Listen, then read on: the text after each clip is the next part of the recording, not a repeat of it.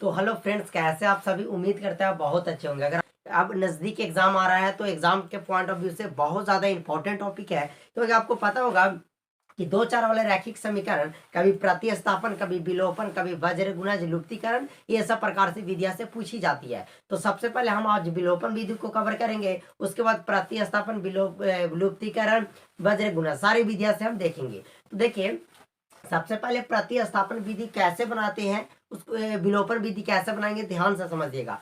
विलोपन विधि बनाने का मतलब होता है कि किसी एक को आपको विलुप्त करना पड़ेगा।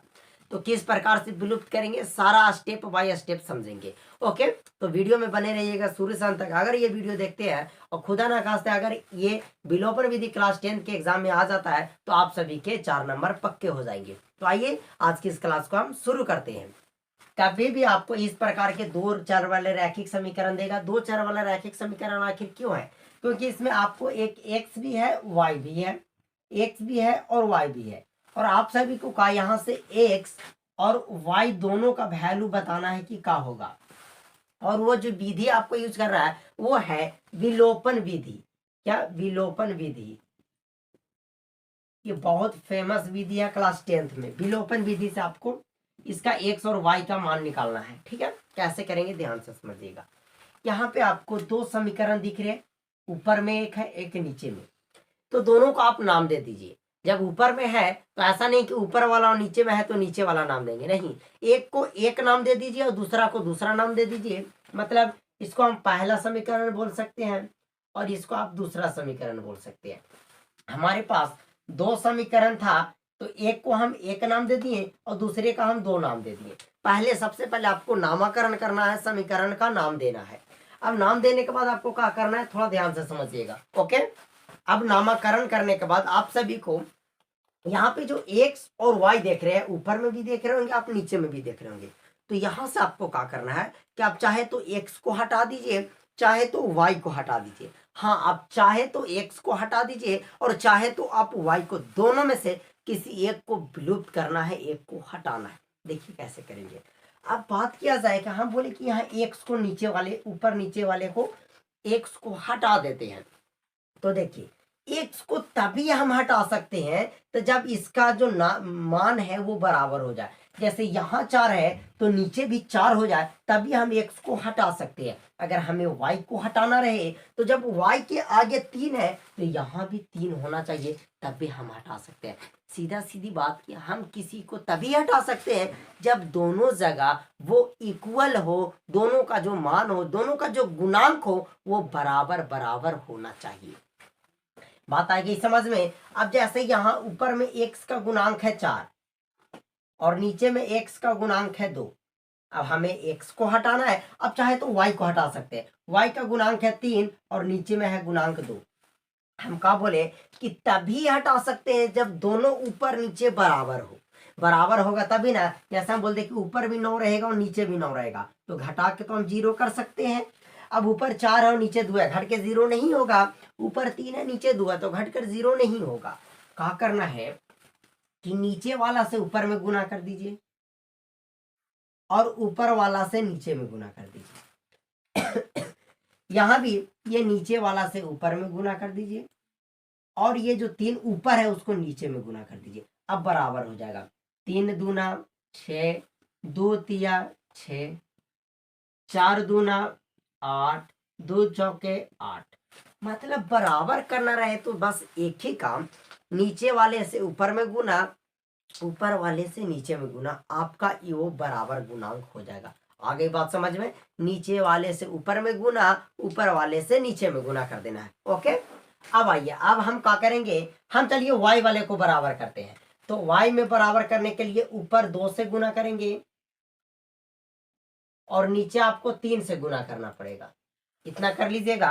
अब आगे करते हैं। ओके, अब देखिए, अब गुना जब करेंगे तो 2 से आपको गुना करना, वो सब में करना पड़ेगा। 3 से तो सब में करना पड़ेगा। ओके, तो हम यहां से सीधा सीधी लिखेंगे गुना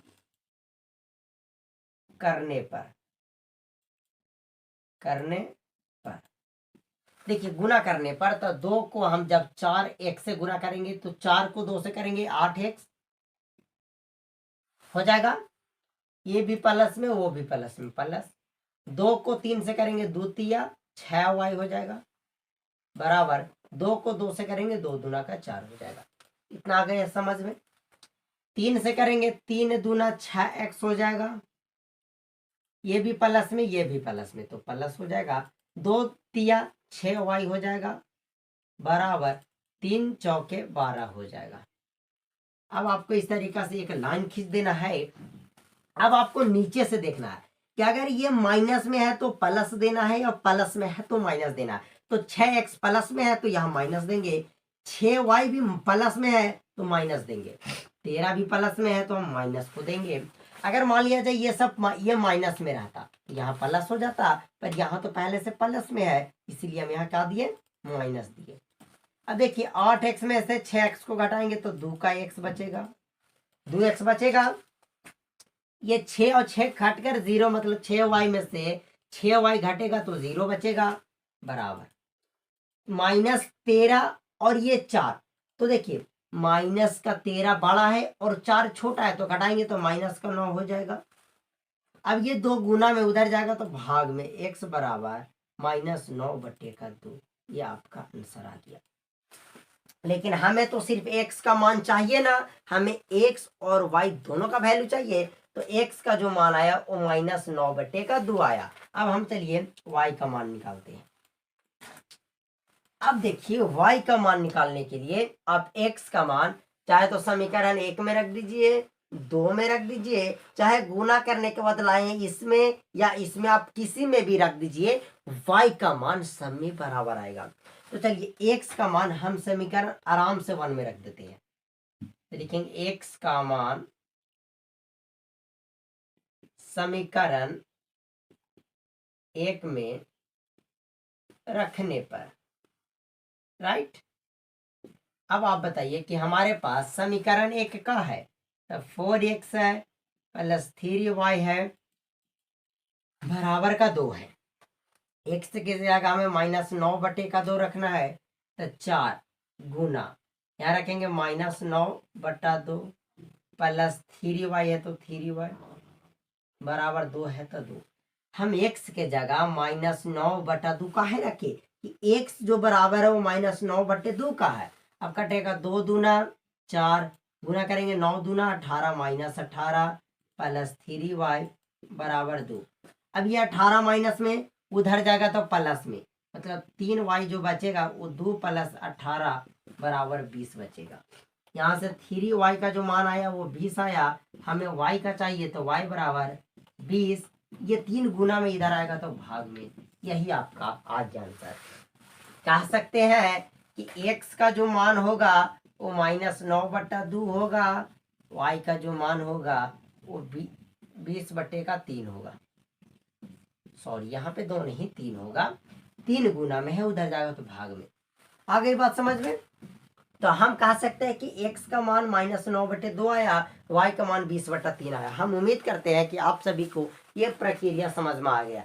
इसी का नाम है विलोपन विधि। किसी एक को आप विलुप्त कीजिए, आपका आंसर। अब आप क्या कर सकते हैं कि यहाँ से एक बार x को विलुप्त करके देखिए, आपका आंसर सेम आएगा। तो चलिए इस वीडियो को यहीं समाप्त करते हैं। कैसा लगा वीडियो कमेंट करके जरूर बताइएगा। ओके।